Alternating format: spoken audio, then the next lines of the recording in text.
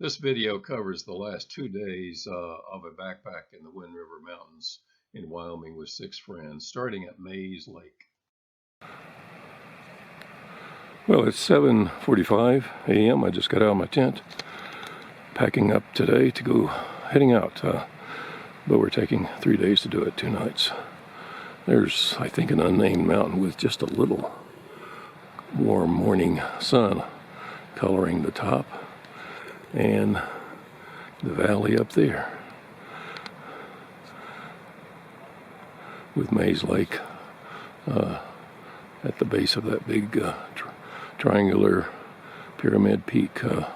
Last night was the best night yet, temperature-wise and sleeping-wise. God, I slept 9 hours maybe.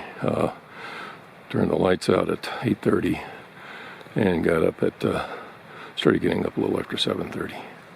Steve is up there and Joan over there.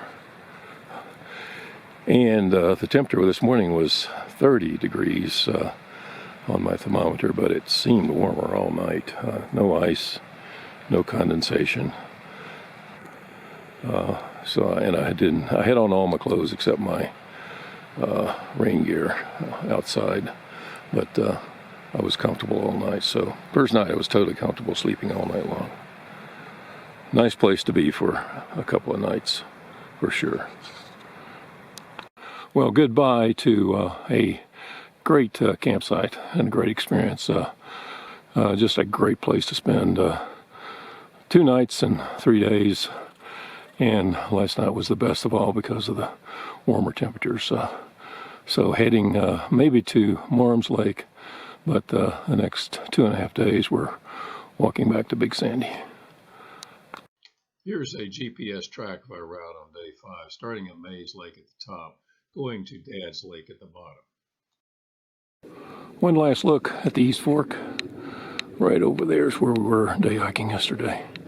Camp was down there, lake's off to the right.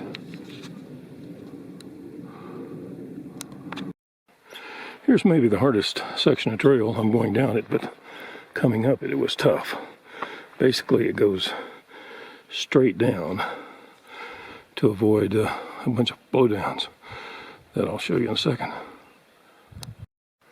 There's the original trail going out to that jumble of fallen logs there.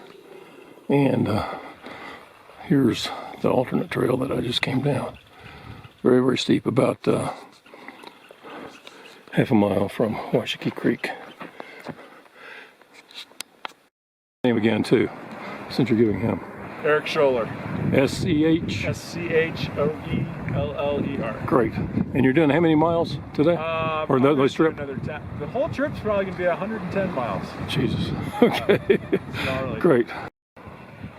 Well, I just crossed Washakie Creek down there, talked to the guy on the right and the guy with his back to me. Both of them are big time hikers. The guy on the right's been coming here forever.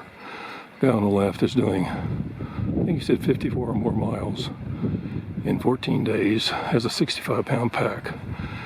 He's the same guy we saw last night at our campsite, having gone down the East Fork and come back up to Pyramid Lake.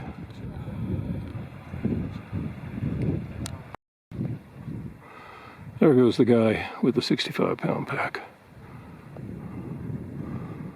heading who knows where. He's got 7 days or so to go. He's been out here about a week. Here's a important junction. Surprise. No, Shadow Lake. Shadow Lake is up there. And on up there is the circular towers. You can see the jagged peaks. Well, that's the last good view of where we've been. The East Fork that we day hiked to is there. And we were hiking somewhere right up there, I guess. And Pyramid Lake is over to the right. I think that's Hooker Mountain there. And then just the tip of Pyramid Peak. Here's a couple of wildflowers along the trail. The first with a fly, and the second one asters with butterflies.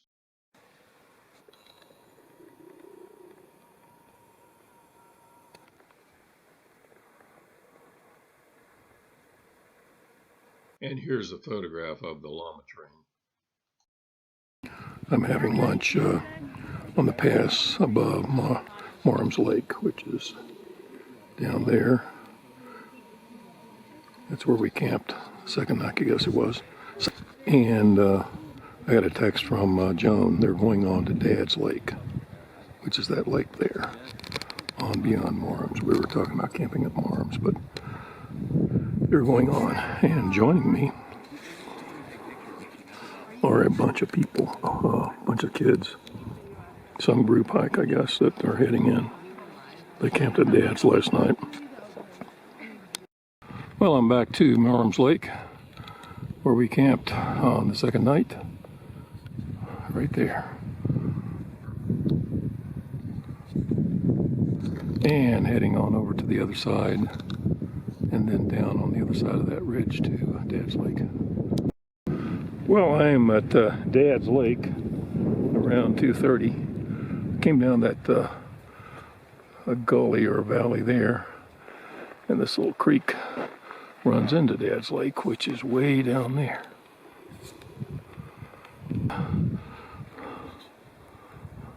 So here's Dad's Lake, and I think the rest of our group is camped there, but I'm not sure. She says it's off the main trail a ways, and no water. So I about decided to stay right here. Donald Creek comes in that little boggy area there, and then around to the right is a very nice campsite beside the creek with a lake view. And down here on the water are these big massive rock cliff faces. Well, there's the trail coming down and crossing Donald Creek, which flows into Dad's Lake just down there. And I think I've decided to spend the night here. The rest of the group is on top of a knoll at the south end, maybe half a mile away. And you got a long walk for the water. And I am really tired. It's around 3:30, so I think I'm going to call this place home right there. Perfectly level, pine needles, and great fire ring if fires were allowed. And I'll of course text by Garmin inReach Joan and let them know what I'm doing. And Joan actually suggested I stay somewhere up here if I was really tired. Well, Joan texted me and said she was waiting to set up her tent to give me some choices of the best sites. And some guy who was hiking just came by and said he was coming to meet a friend who was coming down, and they're camped on beyond the rest of them. And he said they were waiting on me, so I decided to head up the trail. This is the south end of Dad's Lake, and our group is somewhere up in there, I think. I see Joan right there. It's really nice. She's waiting on me. So Joan guided me back to our campsite, which is on top of a hill looking out over Dad's Lake. Incredible view. So it probably is better than the Donald Creek campsite I found. But right on top of this ridge, and tent site somewhere in here. The other tents are down there, over there. Beverly and John are right there. Steve is off to the right, and Joan is down below. Well, I've got my tent up. It's a little after 5 o'clock. And what a view. I mean, this is maybe view-wise the best campsite of all. These big white rocks all up in there. And of course the lake out there and the mountains beyond. It's kind of hazy and you can't see as well as usual, but what a place. Good place to spend one of the last nights here. Right there is where I was going to camp. Donald Creek comes in that green area to the left of the big rock. I was up on that rock, the left side of it, looking for our camp here. And the camp is just behind the rock. But I have to admit, this is a lot better. I mean, the view out there, incredible. Here's Joan's tent on the other side that she had picked out. Incredible view right on the water. And the rest of us are up on the ridge above there. Big blowdown right there. Around dinner time, we started noticing that the smoke, someone said from a fire in California, is really arriving. And you can see the nearby mountains, but the way back there, there's faint blue. Those are big ones, and fairly close, and beyond that we could see before, you can't see at all. So smoke is here, and good thing we're going out when we are. I can't smell it, but some people can. I had mashed potatoes, Idaho and baby red mashed potatoes that were only 2 or 3 years out of date, I learned in reading the labels, mixed with Lipton onion soup that was like 4 years or more out of date. So I need to go through and inventory my backpacking food, obviously. Here's a couple of photographs of the beautiful sunset we had over Dad's Lake. Joan got up early on our final day, Tuesday, and got these incredible photographs of the sunrise. Well, it's around 8 o'clock, 32 degrees this morning when I got up at 7:30 or so, and smoky. We cannot even see the mountains where we were, which is only 5 or 6 miles away. So lots of fire smoke, but no rain in the forecast at all. And we're heading, I guess, to Meek's Cabin Lake. And the view is incredible. We have decided that clearly this is the prettiest of the lakes we've been at. Dad's Lake would be even better on a smokeless day with all those islands down there. Really, really is pretty. And up there's the sun, obscured by the smoke. You can barely see it from a distance, but I'll zoom in on it. And there it is, pretty red. Video. Okay, here's Joan early in the morning. Okay. She got up at 5 a.m. and is heading out at 8:45. Boy, you'll be going early. I'll see you down the way. Okay, see you at Meek's Cabin Lake. Yeah. Okay, bye. Bye.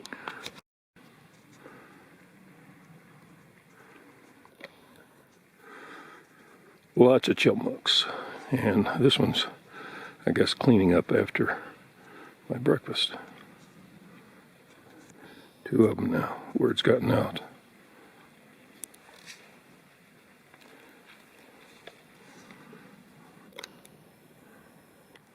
Not much left, doesn't look like. Here's a GPS track of our route on Tuesday, starting at the top at Dad's Lake, going to the bottom at Big Sandy Trailhead.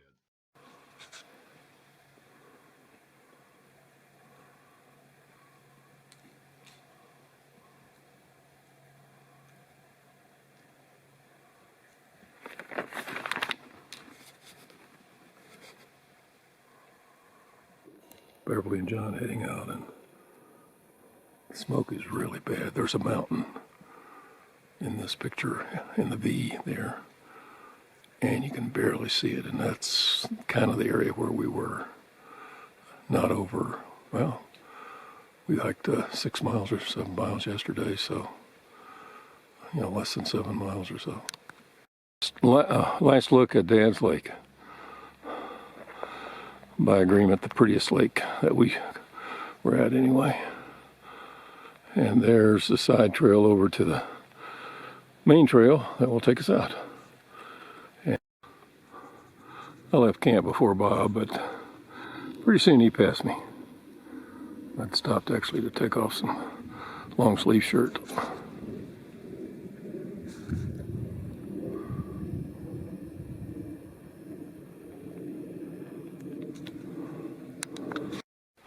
Here's Muir Lake with the misty mountains above it on the way out. Last of the high lakes except for Divide Lake that we camped at, but we're not going to be walking by where we can see it on the way out. Here's a photograph of the sun reflecting in Muir Lake. And then from 1989, the trip I did then, a photograph of Muir Lake on a much clearer day for sure. Muir Lake, and I thought Steve had already left, but here he comes behind me. So soon I will be the last as usual.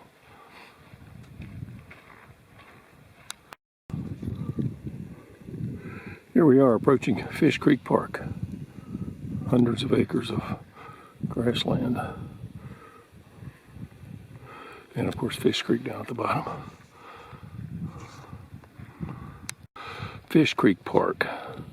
That's Steve hiking on ahead of me there.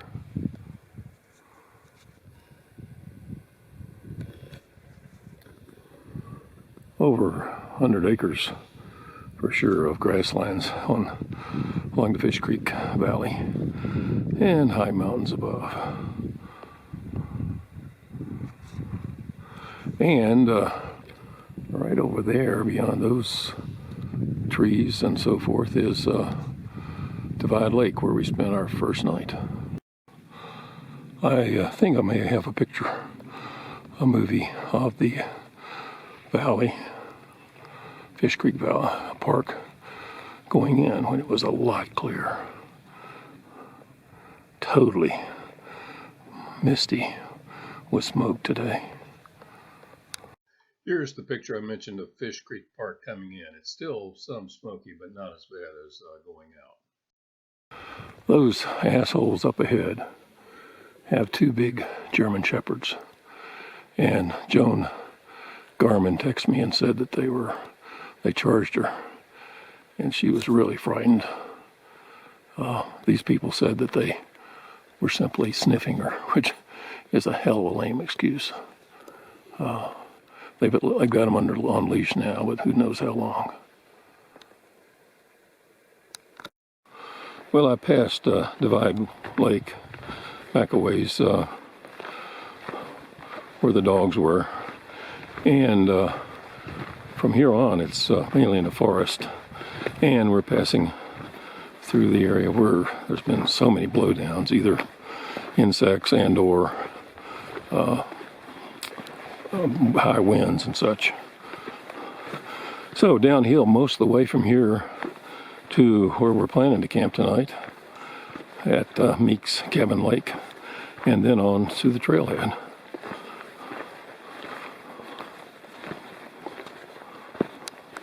Here's some beautiful native grasses along the trail, blowing in the wind. Well, I've stopped for lunch about a mile from Meek's Cabin Lake, overlooking this beautiful meadow. The trail's back behind me going through the forest. And I'm sitting here leaning against my pack, and there's my lunch. Crystal Light lemonade, rye crisp, sourdough with peanut butter on it from that new type of peanut butter in a squeeze container, candy bar, gumdrops, some cheese, Velveeta, because it doesn't spoil, and finally some dehydrated tomatoes with all kinds of seasonings on them. Really good. Grown in my garden, actually. All-purpose seasonings mainly, I think. So, nice place to stop. Also, I think I left out the vegan jerky, hickory smoked flavor, but I have several kinds of flavors. And also left out the raisins, which are just about gone. And sometimes I bring some nuts of some sort. So I finished lunch and it was right below a mountain called Mount Bunyan. I looked it up on the map.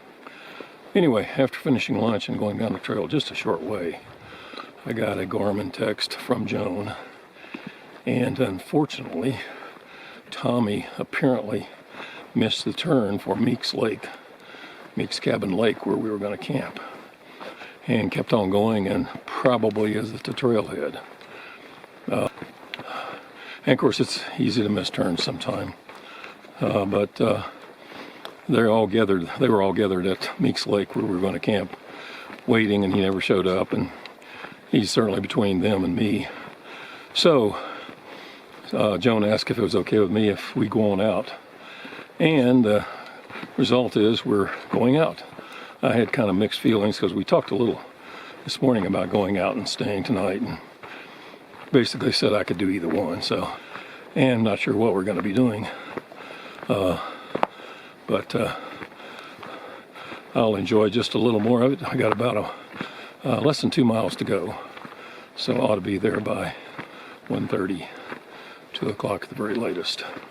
Again, it's mainly downhill and through forest.